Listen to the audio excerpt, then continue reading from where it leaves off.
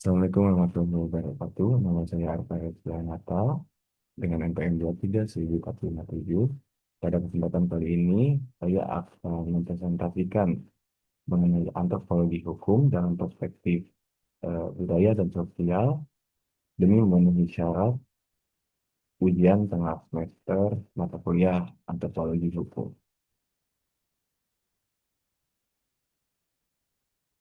Masuk ke pengertian, mungkin saya akan bagi menjadi tiga pengertian. Yang pertama ada pengertian antropologi hukum, yang kedua ada pengertian hukum itu sendiri, lalu yang ketiga ada pengertian antropologi hukum. Yang pertama-tama kita mulai dari antropologi itu sendiri. Perlu kita ketahui apa sih itu antropologi hukum. Jadi antropologi hukum itu adalah ilmu yang mempelajari manusia secara menyeluruh, baik dari sisi budaya, sosial, bahasa maupun fisik ataupun biologisnya. Nah, dalam konteks ilmu sosial modern, antropologi itu lebih sering berfokus pada bagaimana manusia hidup dalam berkelompok, membangun makna, dan menciptakan sistem nilai. Nah, tokoh penting di Indonesia seperti Punjaran Mirat itu menjelaskan bahwa kebudayaan mencangkup seluruh sistem gagasan, tindakan, dan hasil karya manusia yang mempelajari dan diwariskan ke dalam masyarakat. Nah, artinya antropologi itu melihat manusia bukan hanya sebagai sebuah individu saja, tetapi sebagai bagian dari sistem budaya seperti cara orang menikah, cara masyarakat menyelesaikan konflik, tradisi, adat, dan mungkin norma sosial. Nah, semua itu tuh dipelajari untuk memahami kenapa manusia bertindak seperti itu dalam konteks budayanya. Kalau kita lanjut ke pengertian hukum itu sendiri, eh, hukum adalah sistem aturan yang dibuat untuk mengatur perilaku manusia dalam masyarakat agar tercipta tiga tujuan hukum, yaitu ketertiban, keadilan, dan kepastian. Menurut pemikiran klasik seperti Hans Kelsen, eh, Hans Kelsen sendiri mengartikan hukum itu adalah sistem norma yang mengatur perilaku manusia dan memiliki sanksi yang jelas. Sedangkan dalam konteks di Indonesia sendiri, hukum itu tidak hanya tertulis, tetapi juga bisa tidak tertulis seperti hukum adat.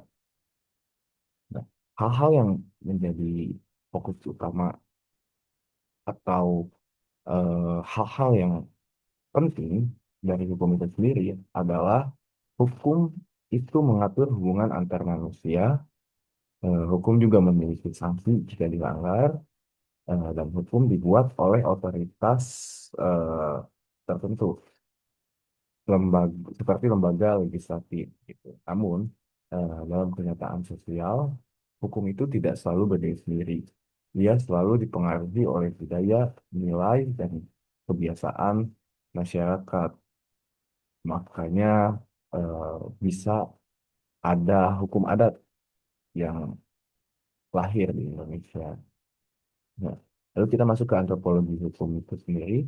Nah, antropologi hukum adalah cabang antropologi yang mempelajari hukum sebagai bagian dari kebudayaan manusia. Nah, artinya hukum dilihat bukan hanya sebagai aturan tertulis, tetapi sebagai sesuatu yang hidup di dalam masyarakat. Tokoh penting di dalam bidang antropologi hukum ialah Bronislaw Malinowski, antropolog asal Polandia yang dikenal sebagai salah satu bapak pendiri antropologi sosial modern. Nah, eh, Brain, Branislaw Malinowski juga menunjukkan bahwa bahkan masyarakat tanpa hukum tertulis tetap punya sistem aturan dan fungsi sosial yang kuat. Intinya, antropologi hukum itu bertanya bagaimana masyarakat memahami keadilan, bagaimana konflik diselesaikan dalam budaya tertentu, dan apakah hukum negara selalu lebih kuat dari hukum adat. Nah, hubungan ketiga yang tadi saya sudah jelaskan, kalau misalnya kita ringkas secara mendalam, hukum tanpa antropologi itu akan menjadi kaku karena tidak memahami budaya masyarakat. Lalu antropologi tanpa hukum pun menjadi deskriptif, deskriptif saja, tidak memberikan aturan yang mengikat. Sedangkan antropologi hukum itu adalah jembatan yang menghubungkan aturan formal dengan realitas sosial. Contohnya di Indonesia ada hukum negara seperti KUHP, undang-undang, dan eh, peraturan perundang-undangan yang lainnya. Tetapi juga ada hukum adat di berbagai daerah yang menjadi kebiasaan dari daerah itu sendiri. Kadang keduanya bisa menjadi sejalan, bertentangan, atau saling melengkapi. Mengapa antropologi hukum itu penting? Karena pertama-tama yang poin pertama yang akan saya jelaskan, hukum itu tidak bersifat universal. Nah, secara teori, hukum sering dianggap berlaku umum, terutama hukum negara modern. Tapi dalam kenyataannya, setiap masyarakat punya cara sendiri dalam memahami keadilan, kesalahan, hukuman, ataupun penyelesaian konflik. Nah, misalnya dalam banyak masyarakat adat di Indonesia, tujuan utama hukum bukan menghukum, tetapi memulihkan keseimbangan sosial. Nah, ini berbeda dengan hukum negara yang sering menekankan sanksi dan efek jera. Pemikiran-pemikiran ini tuh banyak dipengaruhi oleh pendekatan antropolog seperti tokoh yang sudah saya singgung sebelumnya, Bronislaw Malinowski, yang menunjukkan bahwa hukum dalam masyarakat tradisional lebih bersifat menjaga hubungan sosial daripada sekedar eh, menghukum pelanggar. Jadi, antropologi hukum penting untuk mengingatkan bahwa tidak ada satu model hukum yang cocok untuk semua budaya. Lalu poin yang kedua, hukum itu harus kontekstual atau sesuai dengan realitas sosial. Hukum yang efektif bukan hanya yang benar secara aturan, tetapi juga yang dapat diterima oleh masyarakat. Kalau hukum dibuat tanpa memahami budaya lokal, masyarakat bisa menolak, masyarakat juga bisa tidak patuh, dan mungkin bisa muncul praktik hukum bayangan. Contoh nyata di Indonesia, sengketa tanah adat sering gagal diselesaikan dengan hukum negara karena tidak mengakui konsep kepemilikan komunal. Nah, tokoh Kunjeningrat menekankan bahwa sistem nilai budaya sangat menentukan bagaimana masyarakat merespon aturan. Artinya, hukum itu harus membumi, bukan hanya tertulis rapi. Lalu poin ketiga, itu membantu memahami dan mengelola konflik sosial. Banyak sekali konflik hukum sebenarnya bukan murni soal pelanggaran aturan, tapi karena perbedaan cara pandang budaya. Nah, contoh konflik yang sering terjadi, konflik antara perusahaan dan masyarakat adat, sengketa tanah ulayat, perbedaan cara menyelesaikan kriminalitas antara negara dan adat. Nah, antropologi hukum itu membantu melihat bagaimana masyarakat memahami konflik, lalu mekanisme lokal dalam menyelesaikan masalah, serta peran tokoh adat, keluarga, dan komunitas. Nah, dengan pendekatan-pendekatan tersebut, penyelesaian konflik bisa menjadi lebih damai, lebih dapat diterima, dan lebih berkelanjutan. Tanpa pendekatan antropologi, penyelesaian hukum itu bisa benar-benar secara aturan, tapi bisa gagal secara emosional, sosial juga. Tuh. Yang keempat, mengungkap adanya pluralisme hukum. Eh, Banyak negara, termasuk Indonesia, tidak hanya punya satu sistem hukum. Ini disebut pluralisme hukum, yaitu keberadaan beberapa sistem hukum dalam satu masyarakat. Eh, Misalnya ada hukum negara, ada hukum adat, dan hukum agama. Antropologi hukum itu mempelajari bagaimana sistem-sistem ini saling bertabrakan, saling melengkapi, atau saling bersaing. Nah, misalnya di beberapa kasus kita bisa temukan bahwa pernikahan bisa diatur oleh hukum negara, agama, dan adat sekaligus. Lalu ada sengketa yang bisa diselesaikan di pengadilan atau melalui musyawarah adat. Ini penting karena realitas hukum jauh lebih kompleks daripada yang tertulis di undang-undang. Lalu yang kelima, ada eh, penting untuk pembuatan kebijakan publik. Ya, antropologi hukum ini sangat berguna dalam perumusan kebijakan agar tidak gagal di lapangan. Tanpa pemahaman budaya, mungkin kebijakan bisa ditolak di masyarakat. Program pemerintah juga bisa tidak berjalan, ataupun bahkan muncul resistensi atau konflik dari masyarakat. Ya, ketika kita melakukan pendekatan dengan antropologi hukum, maka kebijakan bisa disesuaikan dengan nilai lokal. Masyarakat lebih merata dilibatkan dan implementasi jauh lebih efektif. Nah, jadi antropologi hukum membantu menjembatani negara dan masyarakat. Lalu poin yang terakhir itu mengubah cara pandang terhadap keadilan. Antropologi hukum penting karena mengajarkan bahwa keadilan itu tidak selalu identik dengan hukuman. Karena dalam banyak budaya itu keadilan bisa bisa jadi pemulihan hubungan, atau keadilan juga bisa menjadi keseimbangan sosial, ataupun bahkan keadilan bisa menjadi harmoni komunitas. Nah, ini berbeda dengan sistem hukum modern yang sering berfokus pada pelaku, berfokus pada hukuman, dan bersifat individual. Nah, pendekatan ini sekarang mulai mempengaruhi konsep modern seperti yang ada di KUHP baru, itu yaitu restoratif justice. Nah, artinya tuh antropologi hukum membuka cara pandang baru tentang apa itu adil.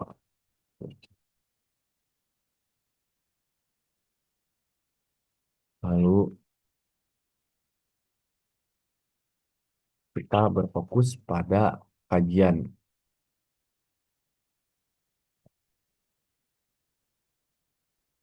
Yang pertama-tama di sini ada 3 poin yang akan saya bahas mengenai fokus kajian antropologi hukum.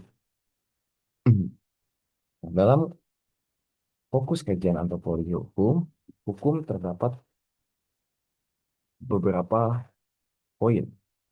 Penjelasan di dalamnya diantaranya bagaimana masyarakat menyelesaikan konflik. Nah, jadi antropologi hukum itu mengkaji cara masyarakat menyelesaikan konflik baik melalui jalur formal seperti pengadilan maupun non-formal seperti musyawarah atau adat. Nah, setiap masyarakat memiliki mekanisme sendiri yang dipengaruhi oleh nilai dan kebiasaan yang berlaku. Lalu yang kedua ada bagaimana nilai budaya mempengaruhi hukum. Nilai dan norma budaya dalam suatu masyarakat itu sangat-sangat mempengaruhi terbentuknya hukum. Hukum sering menjadi cerminan apa yang dianggap baik, apa yang dianggap benar, dan apa yang dianggap pantas oleh masyarakat tersebut. Sehingga mungkin hasilnya atau outputnya akan berbeda antara satu kelompok dengan kelompok lainnya. Yang ketiga, bagaimana hukum diterapkan dalam kehidupan sehari-hari. Nah, antropologi hukum juga melihat dan berfokus bagaimana hukum dijalankan dalam praktik sehari-hari. Tidak semua aturan itu diterapkan secara kaku, karena seringkali masyarakat menyesuaikan dengan kondisi sosial, kebiasaan, dan hubungan antar individu. Lalu slide 6 ada analisis. Nah,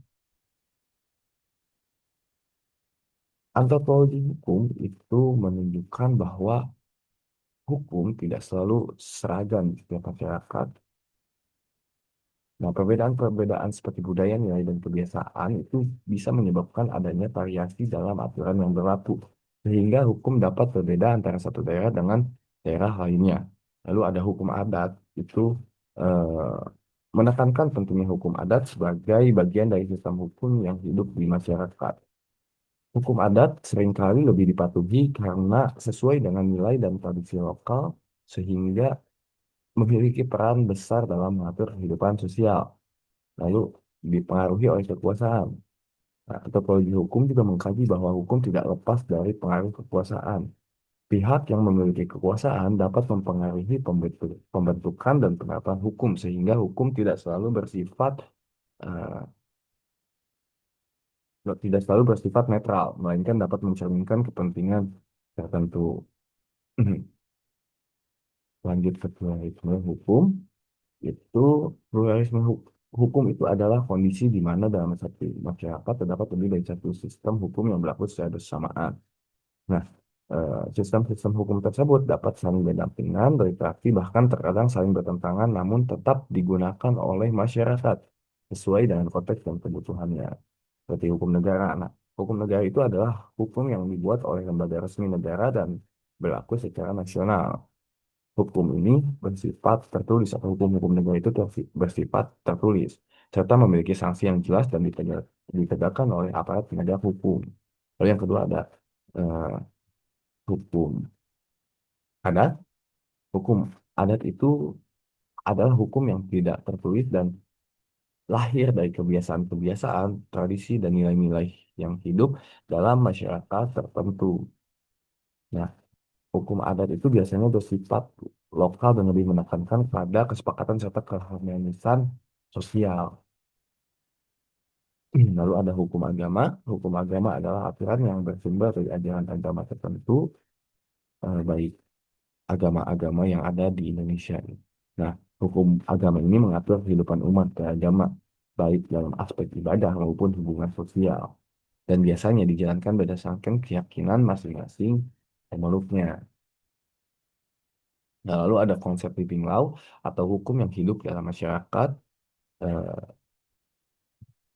yang dikemukakan oleh eh, Eugen Ehrlich. Eugen Ehrlich itu menekankan bahwa sumber hukum utama perkembangan hukum bukan terletak pada undang-undang ataupun hukum positif, melainkan pada praktik nyata dalam kehidupan masyarakat. Nah, menurut Eugen Ehrlich, hukum yang sesungguhnya adalah norma sosial, kebiasaan, dan adat istiadat yang secara nyata dipatuhi dan dijalankan dalam keseharian. Dengan demikian, hukum tidak hanya dipahami sebagai aturan resmi yang dibuat oleh negara, tetapi juga sebagai hasil dari interaksi sosial yang hidup dan berkembang di tengah masyarakat. Artinya, meskipun suatu aturan tidak tertulis dalam undang-undang, selama aturan tersebut diakui dan ditaati oleh masyarakat, maka itulah yang disebut sebagai hukum yang hidup. Nah, konsep ini ditunjukkan atau menunjukkan bahwa efektivitas hukum sangat bergantung pada kesesuaian dengan nilai praktik dan nilai sosial yang ada. Lalu, penyelesaian sengketa. Nah, penyelesaian sengketa merupakan proses penyelesaian untuk menyelesaikan perselisihan antara pihak-pihak yang bersengketa agar tercapai keadilan dan ketertiban. Nah, dapat juga dilakukan dengan dua cara, yaitu secara formal melalui pengadilan, serta secara informal melalui mediasi. Ketika sengketa dilakukan secara formal, maka lembaga peradilan lah yang akan hadir untuk menyelesaikan masalah-masalah tersebut. Melalui lembaga peradilan, melalui lembaga pengadilan negara dengan prosedur yang sudah ditetapkan, berarti pengajuan gugatan, pembuktian hingga putusan hakim. Nah, proses ini itu bersifat resmi, mengikat dan memiliki kekuatan hukum tetap, tapi biasanya memerlukan waktu, biaya, dan prosedur yang lebih kompleks. Berbeda halnya dengan secara informal, dengan penyelesaian dengan penyelesaian sengketa secara informal, melalui mediasi, musyawarah atau tokoh adat. Nah, penyelesaian sengketa melalui mediasi, musyawarah atau tokoh adat itu lebih menekankan kepada pendekatan kekeluargaan dan musyawarah. Pihak-pihak yang bersengketa dibantu oleh mediator atau tokoh adat untuk mencapai kesepakatan bersama. Nah, cara-cara seperti yang saya sebut di atas itu cenderung lebih cepat, fleksibel, dan menjaga hubungan baik antar pihak, meskipun hasilnya bergantung pada kesepakatan dan tidak selalu memiliki kekuatan hukum sekuat putusan pengadilan. Nah, lalu ada hukum dan kekuasaan. Nah, hukum, antropologi hukum itu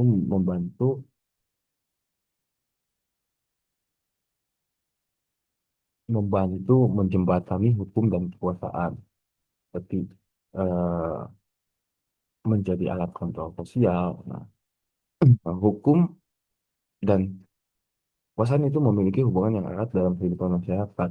Hukum dibentuk, dijalankan, dan ditegaskan oleh pihak yang memiliki kekuasaan seperti negara atau pemerintah. Di sisi lain, kekuasaan juga dibatasi oleh hukum agar tidak disalahgunakan. Dengan demikian, hukum dan kekuasaan saling mempengaruhi. Hukum membutuhkan kekuasaan untuk ditegakkan, sementara kekuasaan memerlukan hukum sebagai dasar legitimasi. Nah, hukum sebagai alat kontrol sosial dalam kaitannya itu dengan kekuasaan. Nah, hukum berfungsi sebagai alat kontrol sosial untuk mengatur perilaku masyarakat, lalu eh, melalui aturan dan sanksi, hukum mengarahkan individu agar bertindak sesuai norma yang berlaku, sehingga tercipta ketertiban, keamanan, dan stabilitas sosial. Nah, lalu ada hukum sebagai alat kekuasaan. Selain itu, hukum juga kan dapat berfungsi sebagai alat kekuasaan. Pihak yang berkuasa dapat menggunakan hukum untuk mempertahankan kekuasaan atau mencapai kepentingannya. Hal ini menunjukkan bahwa hukum tidak selalu netral, melainkan dapat dipengaruhi oleh kepentingan politik, ekonomi, dan kelompok tertentu.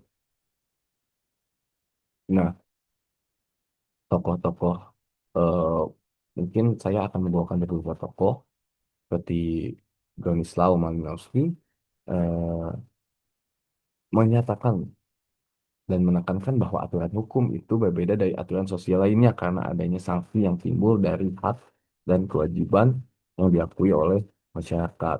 Lalu ada Adamson Hobel yang menyatakan bahwa norma sosial menjadi hukum jika pelanggarannya dikenakan sanksi fisik, sosial, atau sanksi lainnya oleh pihak yang berwenang.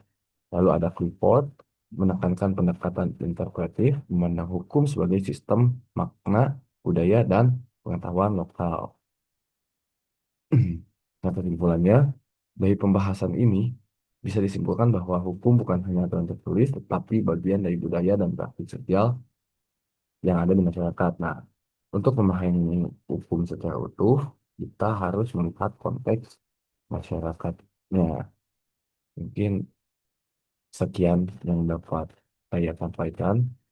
Jika ada pembahasan yang kurang jelas dan kurang dimengerti, mohon maaf. Bisa bertanya. Assalamualaikum warahmatullahi wabarakatuh. Anjing, awal-awal mah oke kali apa Bollywood anjing aing. Mana nggak rasa kan? Atau nggak dengar? Wah, jadi awal-awal mah oke. Kali jadi Pak Bollywood sumpah anjing cek anjing. Ya aing kudu baca naon terus aing ngabeng. Aing geus itu jadi lebih ke improve kan.